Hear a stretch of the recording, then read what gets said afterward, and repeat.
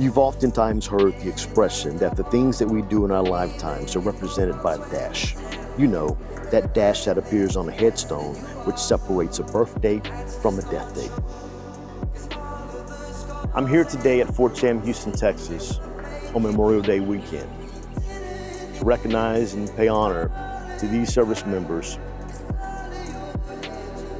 The graves behind me, all of them are missing that dash. They only list execution dates, either in December of 1917 or in September of 1918.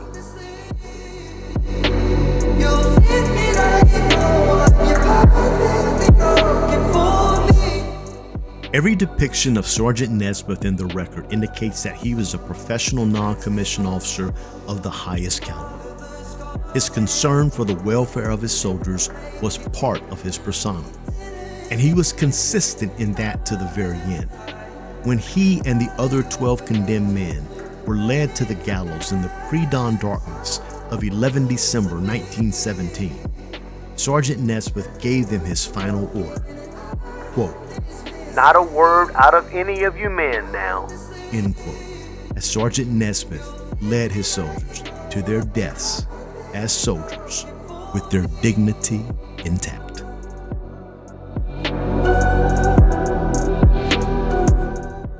Along with Sergeant Nesmith and every other non-commissioned officer among the original group of defendants, Corporal Charles Baltimore was sentenced to death. The condemned men were informed of their impending execution the day before they were to be hanged. After they were sequestered in the cavalry barracks on Fort Sam, Houston for their last night, several of them wrote final letters to their families. Corporal Baltimore wrote to his brother Frederick back in Chambersburg, Pennsylvania. "Dear brother, I write you for the last time in this world. I am to be executed tomorrow morning. I know this is shocking news, but don't worry too much, as it's God's will. Meet me in heaven. I was convicted in a general court-martial held here last month, was tried for mutiny and murder. It is true I went downtown with the men that marched out of the camp, but I am innocent of shedding any blood.